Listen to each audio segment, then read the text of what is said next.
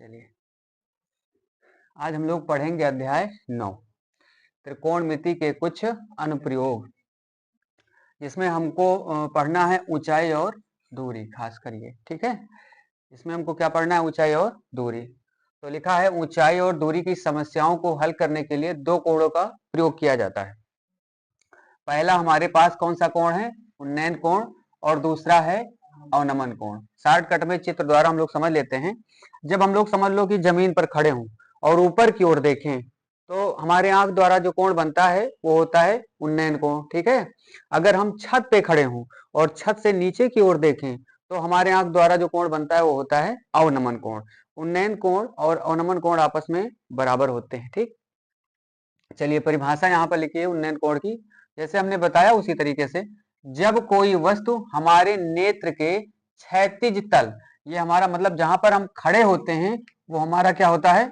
क्षैतिज तल होता है। तो क्षैतिज तल से ऊपर स्थित हो तो हमें उस वस्तु को देखने के लिए अपने सिर को क्या करना पड़ता है? ऊपर उठाना पड़ता है। जैसे हम खड़े हैं तो ऊपर की ओर उठाएंगे ना, जैसे मानो हवाई जहाज उड़ रहा है, हम लोग नीचे खड़े हैं तो देखने के लिए क्या करते हैं? ऊपर की ओर से उठाते हैं। तो हमारा आंख जितना कोण बनाएगा वही क्या होगा? उन्नयन कोण होगा। अतः इस क्रिया में हमारे नेत्र जो कोण बनाते हुए क्या करता है? घूमता है, उसे उन्नयन कोण कहते हैं। भाई तुरंत ऐसे थोड़ी कर देते हैं हम लोग, धीरे धीरे धीरे ऐसे करते हैं। अच्छा, हम स्पीड में भी कर दें तो भी जाएगा तो नीचे से ही ना ऊपर की ओर, तो जितना बनेगा वो उन्नयन कोण होगा। और यही काम हम लोग ऊपर से नीचे की ओर करेंगे तो अवनमन कोण होगा। तो जब कोई वस्तु हमारे नेत्र के क्षैतिज तल से नीचे स्थित हो तो हमें उस वस्तु को देखने के लिए हमें अपना सिर नीचे की ओर क्या करना पड़ता है? झुकाना पड़ता है। अतः इस क्रिया में हमारे नेत्र द्वारा बनाया गया कोण अवनमन कोण कहलाता है। समझ गए ना? कुल मिलाकर के अगर ऊपर से देखते हैं तो क्या होता है? अवनमन होता है। अगर नीचे से ऊपर की ओर देखते हैं तो उन्नयन कोण होता है। बस इतनी सी बात है। उन्नयन कोण, नोट लिखा है, उन्नयन कोण तथा अवनमन कोण आपस में समान होते हैं, इसलिए जिस प्रश्न में अवनमन कोण दिया होगा उसमें उन्नयन कोण बनाकर उसे हल करेंगे। ठीक है ना?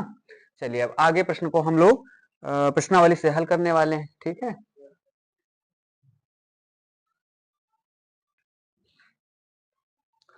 अब हम लोग पढ़ेंगे प्रश्नावली 9A का पहला प्रश्न। ठीक है, तो पहला प्रश्न लिखा है भूमि के एक बिंदु से, इसमें चित्र अगर बन जाएगा तो सवाल हल करना बहुत आसान होगा। ठीक है, लिखा है भूमि के एक बिंदु से जो मीनार के 5 बिंदु से 30 मीटर की दूरी पर है।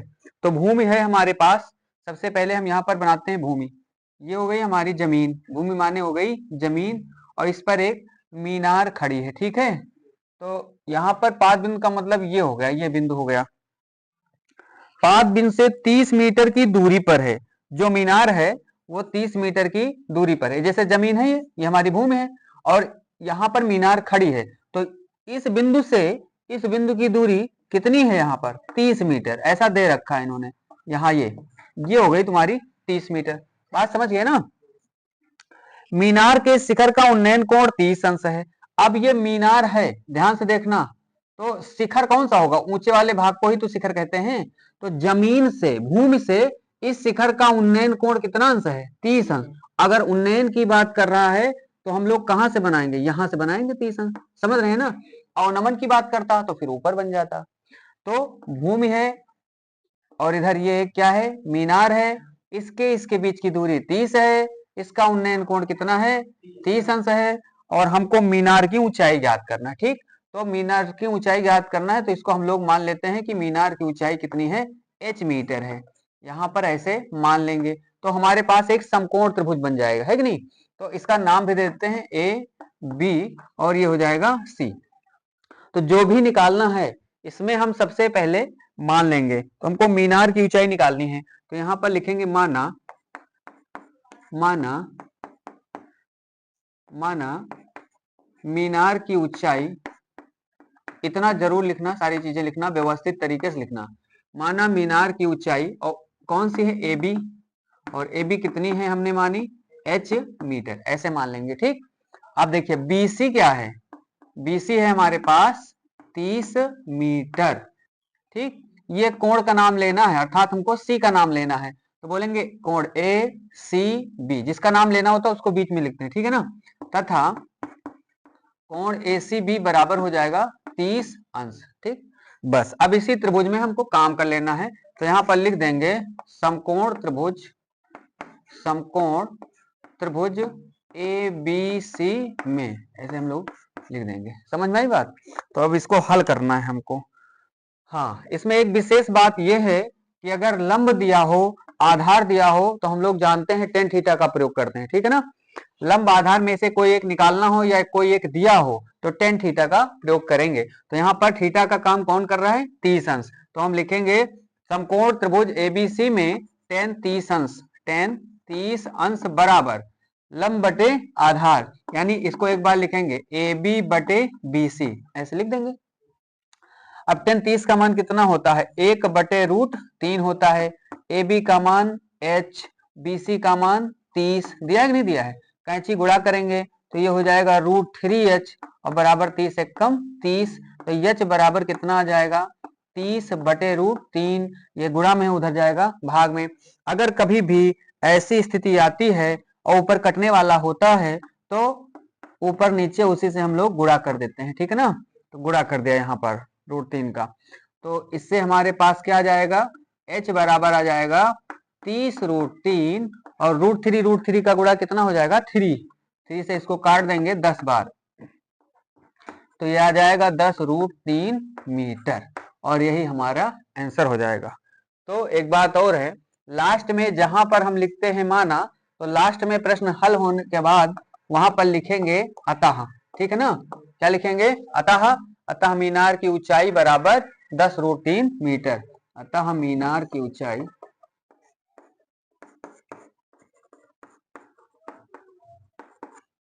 बराबर 10√3 मीटर। और अगर √3 का मान रखने के लिए कहते हैं तो रख देंगे, नहीं तो हमारा यही क्या हो जाएगा, आंसर हो जाएगा। समझ में आई बात, नोट कर लीजिए।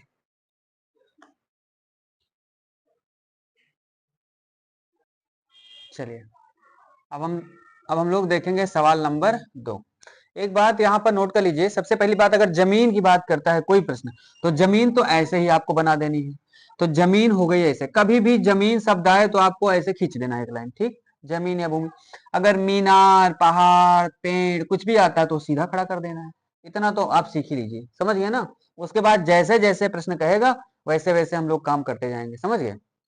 चलिए, अब जैसे लिखा है दूसरा, आंधी आने से पेड़ टूट जाता है, तो आंधी आने से पेड़ टूट जाता है, तो इसका मतलब कोई पेड़ रहा होगा, तो हम लोग एक पेड़ बना देते हैं इसे, ये हमारा पेड़ हो गया, समझ गए ना। आंधी आने से एक पेड़ टूट जाता है और टूटा हुआ भाग इस तरह मुड़ता है कि पेड़ का शिखर जमीन को छूने लगता है, तो इसका मतलब पेड़ कहाँ रहा होगा, जमीन तो रहा होगा, तो ये हमारी क्या हो गई, जमीन हो गई, ये हमारी हो गई जमीन, सीधा है ना, ये हो गई हमारी जमीन, ठीक है। अब समझना फिर से, एक पेड़ खड़ा है, वो खड़ा कहाँ होगा, जमीन पर होगा, आंधी आने से टूट जाता है। मानो कि पेड़ इतना लंबा, और लंबा बना लेते हैं इस पेड़ को, ये लंबा है, यहाँ से आंधी आई, पेड़ खड़ा है, हमारा पेड़ यहाँ से मानो टूट गया। अगर ये टूटेगा तो तुम कल्पना करो ये वाला भाग कहाँ गिरेगा, जमीन तो लटकेगा। तो हम लोग मान लेते हैं कि ये टूटा हुआ भाग कुछ इस तरीके से यहाँ पर लटक गया और लटक के जमीन को छूने लगा, ऐसे। इतनी बात बोलो, समझ में आई। ये हमारी जमीन है। आगे पढ़ते हैं प्रश्न को। पेड़ का शिखर जमीन को छूने लगता है, अर्थात ये वाला जब टूटता है तो यहाँ छूने लगता है और इसके साथ 30 अंश का कोण बनाता है, जहां छूता है वहीं पर ये बन जाता है 30 अंश का कोण, ठीक है। पेड़ के पाद बिंदु की दूरी, जहां पेड़ का शिखर जमीन को छूता है, 8 मीटर है। पेड़ के पाद बिंदु मतलब ये वाला बिंदु, और ये वाला जहां पर पेड़ टूट के छुआ उसकी दूरी कितनी दे रखे हैं, 8 मीटर। ये यहां से लेकर के यहां तक की दूरी, स्पष्ट है ना बात। चलिए, पेड़ की ऊंचाई ज्ञात कीजिए। तो पेड़ हमारा तो पूरा पूरा है भाई, टूटा तो इसका क्या मतलब है, हम तो पूरा मानेंगे ना h। तो पेड़ की ऊंचाई कितनी मान लेते हैं, h मीटर। यहां से लेकर के यहां तक ये हमारा हो गया h, बात समझ गए इतनी, ये हो गया हमारा h, ठीक है। अब चूंकि ये वाला पेड़ टूटा और टूटा वाला भाग इधर लटका, इतनी अगर हम लोग h1 मान लें, ये वाली ऊंचाई, इसको हम लोग मान लेते हैं क्या, h1 मीटर। भाई कोई तो ऊंचाई है जहां से पेड़ टूटा ना, तो इसकी ऊंचाई को हमने h1 मान लिया। यानी माना कि h1 जैसे 10 मीटर होता पूरा, तो हमने मान लिया कि 6 मीटर दूरी से टूटा है, तो 4 वाला भाग इधर अटक गया होगा, है ना। तो कुछ नहीं, तो हमने क्या मान लिया, इसको h1 मान लिया, h1 मान लिया। तो बाकी जो दूरी बची वो क्या बच जाएगी, h माइनस h1 हो जाएगी। बात समझ में आई, h माइनस h1 इतनी हो जाएगी। इतनी बात पक्की समझ में आई कि नहीं आई। अब बात समझना, यही तो टूटा इधर लटका है, तो अगर h माइनस h1 ये है, तो ये वाली क्या होगी, h माइनस h1 ही तो होगी, ये यहां से लेकर यहां तक, बस इतना ही है। तो हम लोग मान लेंगे माना पेड़ की ऊंचाई बराबर h मीटर, ठीक है ना। चलिए हल करते हैं। माना पेड़ की ऊंचाई निकालना है, तो माना पेड़, अच्छा नाम तो हमने दिया ही नहीं, पेड़ को नाम दे देते हैं ये ए बी, है ना, ये ए बी, और इस बिंदु को सी, और यहाँ पर डी। पेड़ ए बी है, तो माना पेड़ की ऊंचाई ए बी बराबर कितना, h मीटर, क्योंकि पूरा पूरा h है, ठीक। और जहां से टूटा है वो क्या है, BC है, तो BC बराबर हमने मान लिया है h1 मीटर। इसलिए जो ये दूरी आ जाएगी AC, वो कितनी हो जाएगी, वो हो जाएगी h माइनस h1 मीटर, ठीक। और किसके बराबर हो जाएगी, इसके बराबर हो जाएगी, CD के बराबर CD। भाई यही तो भाग इधर लटका है।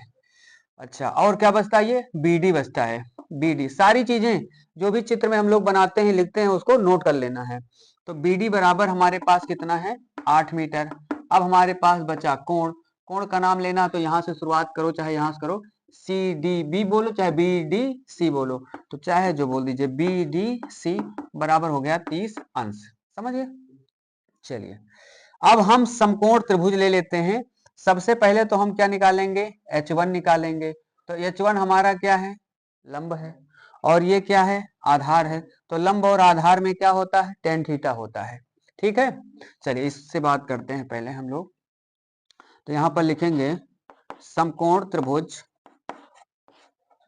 कौन सा, समकोण त्रिभुज BCD, है ना, BCD में ये हो गया समकोण त्रिभुज BCD में। पहले तो tan लगाते हैं ताकि हमको h1 पता चल जाए। तो यहाँ पर लिखेंगे tan 30 अंश बराबर CB या BC कुछ भी लिखें बटे BD हो जाएगा। और यहाँ पर लिख सकते हैं इसको h1 बटे 8, नहीं लिख सकते हैं आप, tan 30 का मान करते करते हो जाएगा, आपको ध्यान में ज्यादातर tan का ही प्रयोग होता है। h1 बटे कितना हो जाएगा, 8। आगे हल करेंगे तो कैची गुणा ही होगा, तो ये हो जाएगा √3 h1 है, √3 h1 बराबर 8। तो यहाँ से और आगे बढ़े तो h1 का मान हो जाएगा 8 बटे √3। अब ये कटने की स्थिति में है, नहीं तो √3 का गुणा भाग नहीं करेंगे, इतने पे इसको हम लोग छोड़ देंगे। तो h1 है, h नहीं है, यानी h1 अभी हमने इतना पता करा है, अभी तो पूरा ये h निकालना है ना। तो हम लोग क्या करेंगे, पुनः इसी त्रिभुज में काम करेंगे। अब जैसे आधार है और ये क्या है, कर्ण है, और जिसमें आधार होता है और कर्ण होता है, तो किसका प्रयोग करते हैं, किस अनुपात का, लंब बटे कर्ण साइन थीटा का, आधार बटे कर्ण काश थीटा का। तो आधार और कर्ण हम लोग काश थीटा का प्रयोग कर सकते हैं। एक चीज और भी प्रयोग कर सकते हैं, यहां पर हमने क्या निकाला, h1 का मान, h1 क्या है, लंब है, बात समझिएगा, h1 क्या है, लंब है, और ये क्या है, कर्ण है। तो लंब बटे कर्ण क्या होता है, साइन थीटा। तो साइन का प्रयोग कर लेते हैं पुनः इसी त्रिभुज में।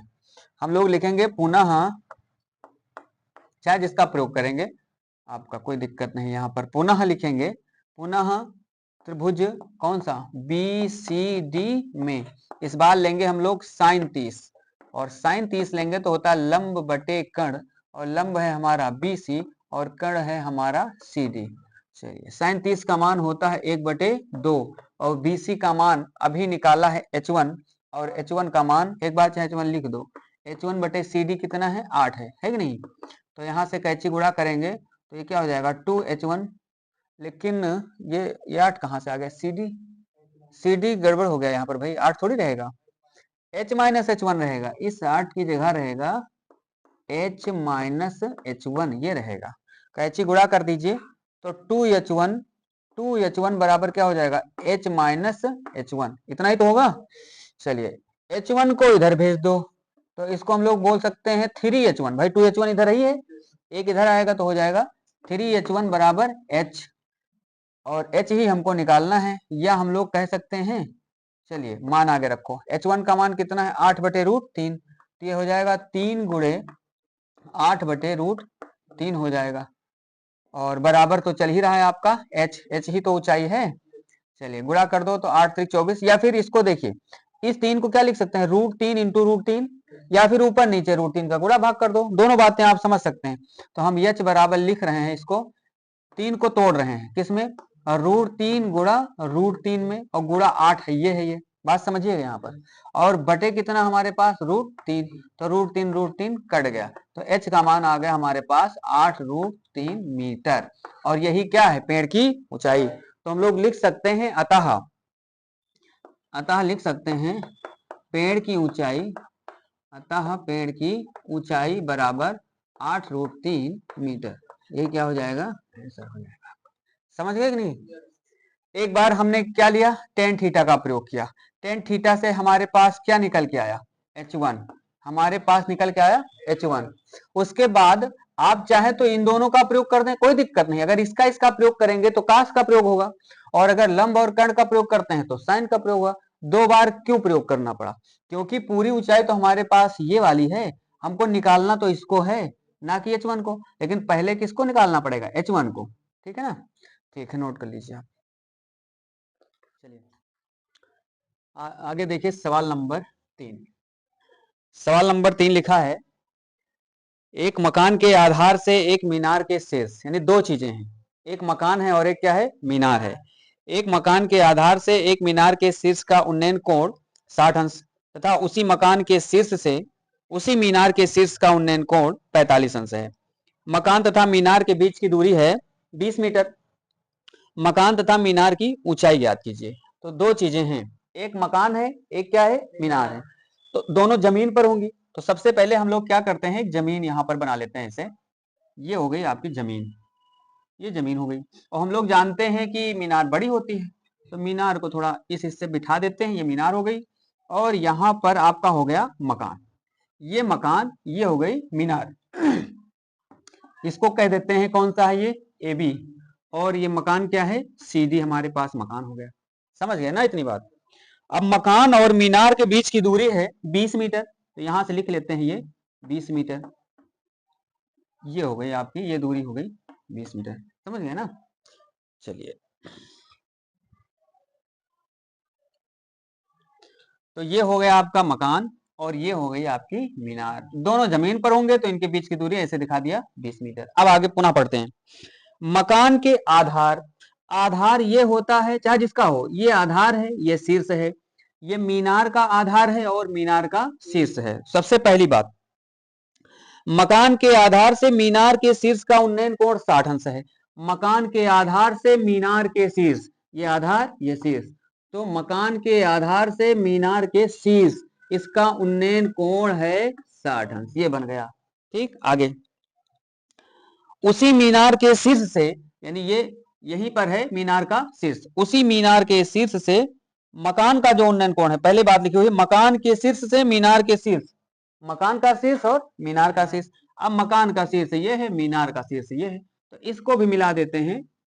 ठीक है, अब ये बना रहा 45। हम एक काम करेंगे, कभी भी जो जमीन बनाएंगे यहाँ पर, तो मकान हो, मीनार हो, पहाड़ हो, कुछ भी हो, तो इस तरीके से भी एक लाइन हम ऐसे खींच दिया करेंगे, इसी के समांतर ऐसे, समझ गए, तो दो समकोण त्रिभुज बन जाया करेंगे, कोई भी ऐसे करके। ठीक है, तो यहां से ये कोण जो बन रहा है, ये कितने का बन रहा है, 45 अंश का। ठीक, कोई बिंदु बचा हो तो उसका नाम दे देते हैं, यहां पर बचा है E। ठीक, जो पूछ रहे हैं मकान तथा मीनार की ऊंचाई ज्ञात कीजिए, तो मकान मीनार की ऊंचाई मान लेते हैं H मीटर है, ये हमारी H मीटर हो गई, पूरा मीनार हो गई।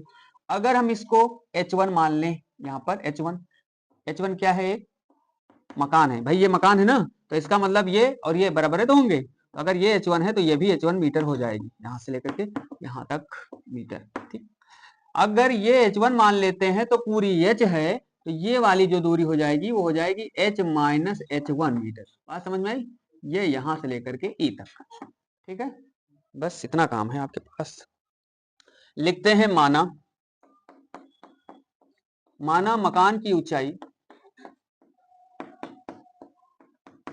मकान क्या है आपके पास, CD, मकान की ऊंचाई CD बराबर h1 मीटर, और CD यानी ये वाली दूरी इस वाली दूरी के भी बराबर है, तो बराबर लिख देंगे BE, ऐसा लिख देंगे हम लोग। ठीक, अब मीनार क्या है हमारे पास, AB,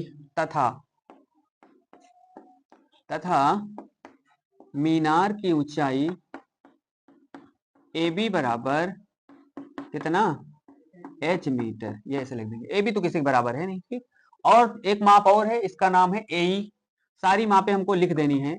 AE माप है और इसका है कितना, H माइनस H1 मीटर, ऐसे जो भी है सब लिख देंगे। अगर ये BD है 20 मीटर है तो CE भी कितनी हो जाएगी, 20 मीटर हो जाएगी। तो यहां पर लिख देंगे BD बराबर 20 मीटर, और जो कि किसके बराबर है, CE के बराबर है। और कोई माप तो बची नहीं, कोण बचा है ADB, कोण ADB बराबर 60 अंश, कामा कोण दूसरा वाला ACE बराबर 45 अंश। बस इसी में हमको काम भी करना है। त्रिभुज ले लेते हैं ABD और ACE, चाहे जो ले लो, चलो हम लोग यही ले लेते हैं। ठीक है, कौन सा, ACE, तो यहां पर लिख देंगे त्रिभुज ACE में, ऐसे हेडिंग डाल देंगे। यहां से आगे हम लोग जानते हैं कि ये वाला क्या है, लंब है, ये वाला क्या है, आधार है। लंब और आधार हो उसमें हम लोग किसका प्रयोग करते हैं, tan का, किसका, तो 45 है थीटा बराबर, तो यहां लिखेंगे tan 45 अंश, tan 45 अंश बराबर हो जाएगा, एक बार लिखेंगे हम लोग AE बटा CE, और AE का मान है H माइनस H1 और C का मान है 20। समझ में आई बात, tan 45 का मान होता है 1, एक को लिख सकते हैं 1 बटे 1, तो यहां से H माइनस H1 बटे कितना, 20, कैंची गुणा करेंगे हम लोग तो 20 से कम हो जाएगा ये, 20 बराबर H माइनस H1, H1 को इधर ले आओ तो यहां से H1 बराबर हो जाएगा H माइनस 20, इसको हम लोग मान लेंगे समीकरण नंबर 1, इसको मान लेंगे समीकरण नंबर 1। H1 क्या है, मकान की ऊंचाई, और H का मान निकालेंगे तो मीनार की ऊंचाई। अब दूसरा त्रिभुज ले लेते हैं यहां पर, अब त्रिभुज ABD में कह देंगे, इतनी बात समझ गए, थीटा का मान कितना 60, AB कितना H, DB कितना 20, यही तो लगाना है यहाँ पर, तो हम लिखेंगे tan 60 बराबर AB बटे DB, tan 60 का मान होता है √3, tan 60 का मान कितना होता है √3, AB का मान H रख देंगे, और DB का मान कितना है 20, यहाँ से रख दिया 20, समझ गए।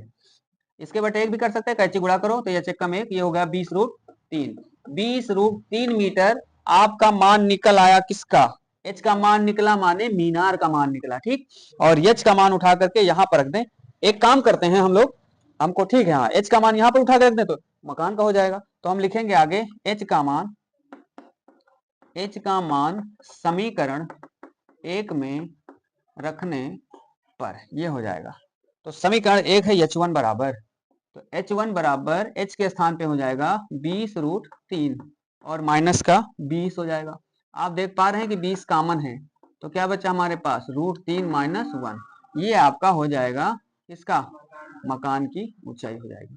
अगर √3 का मान दिया हो तो रख दें, नहीं दिया है तो यही हमारा क्या हो जाएगा, उत्तर हो जाएगा। लास्ट में हम लोग जहां पर लिखते हैं माना, वहां पर क्या लिखेंगे, अतः लिख दिया करेंगे, अतः मकान की ऊंचाई बराबर, मकान है H1 माना है, मकान को H1, तो हो जाएगा 20 ब्रैकेट में √3 माइनस 1 मीटर, ये इसका हो जाएगा। तथा मीनार की ऊंचाई हो जाएगी कितनी, 20√3 मीटर, यही आपके आंसर हो जाएंगे। पूरी बात समझ गए, ठीक है, इसको नोट करें फिर।